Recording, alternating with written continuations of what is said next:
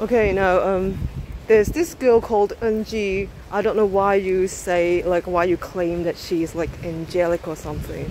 It's like there's no record of a high-ranking female angel. Like in at least in the Bible itself, there is none.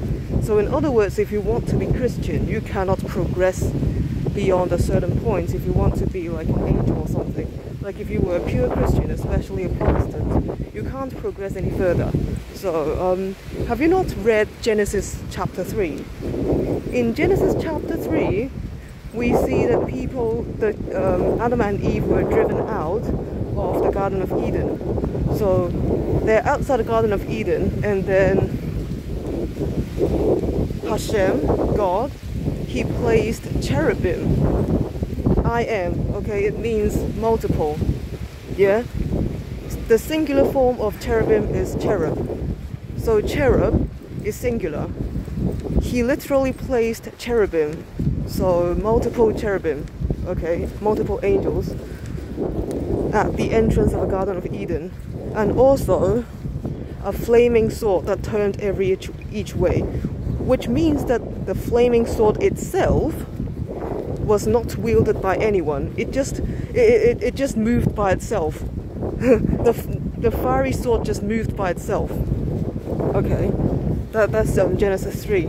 So what are cherubim? Cherubim are not tigers. Cherubim are living creatures, heavenly creatures, probably with wings, okay, with multiple wings, and they have the faces of ox, lion, human, and eagle. So in other words, they are formidable creatures, and obviously I believe they represent the wild and domesticated animals on earth. Humans, you know, human, the ox represents the domesticated animal, the livestock, or the herbivore, yeah, and the lion represents so-called the king of the beasts on earth, and then the eagle, the king of the birds of heaven, yeah. So in other words, it's just the cherubim just rules over the animal kingdom, and humans are actually part of the animal kingdom. We're Homo sapiens. So this is it. I mean, it's deeper than it looks, right? Basically, it just means that you can't block me from the entrance to immortality. Yeah, I am searching for animals, especially wild animals. Yeah, I'm just telling you, essentially, there is no way of stopping me from achieving immortality. I am. It's like, yeah, you guys are gonna call me New Ager. It's like, oh, you're a New Ager. But I believe that I am unlimited. Why? Yeah, you can call me New Ager. You can call me whatever. If you are a pure Christian, yeah. If you're a pure Christian, you just simply cannot be.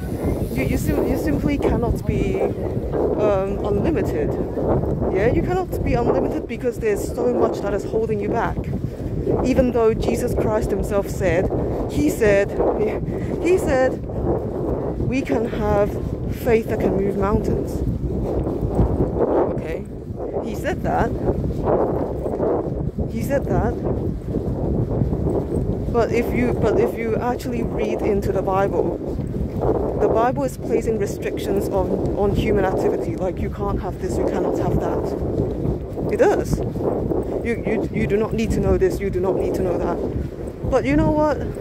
That itself opposes the scientific inquiry.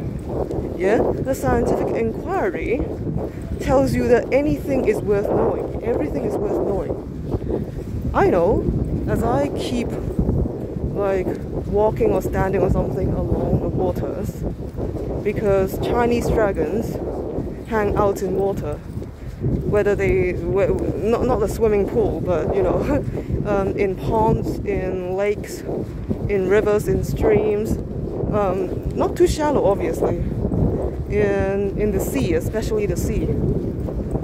But beaches are full of people. Because beaches are so full of people, it's gonna be really hard to find them there. Yeah, and I tell you this though, you guys be asking for skills in demand, skills that will always be in demand. I will tell you this, there is no skill that will always be in demand. Not even martial arts, because you know what? In the future, if people have like some kind of technology, they don't even have to move their limbs to attack you or defend themselves. But I tell you this, there's one thing that will always be useful, even if people do not believe it.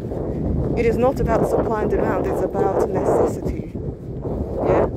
So I'm telling you, these people who are talking about the economy and technology and everything, they are so short-sighted.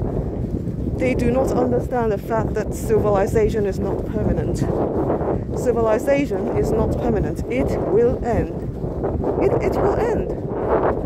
Therefore, people say we don't know what the World War III will be fought with, but we know that World War IV would be fought with sticks and stones. Let me tell you this. It is telling you guys that civilization is not going to last forever. So if we do not pass on the skills of survival in nature, in the wilderness, you think you can just cut out the wilderness and completely rule over the entire earth, that there will be cities everywhere, no more wilderness. You believe it is good. It is not. Yeah? You're simply betraying the God that has created nature. Because you have come here, you try to subdue nature, you try to control nature. I tell you this, it is gonna backfire. Nature will align with the supernatural to take revenge on humanity.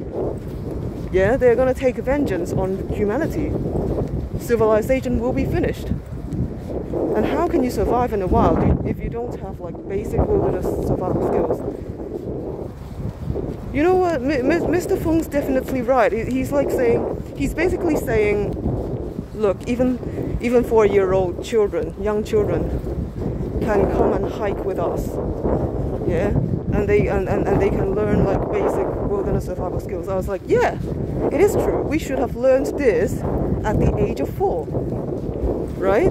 We all of us should have learned wilderness survival skills, basic wilderness survival skills at the age of 4. Yeah, it is true. I missed that. I need to learn it all over again, and I need to drill this, and keep on drilling this. I refuse to be dwarfed. I'm telling you this. We gotta learn the stuff. We gotta learn the stuff.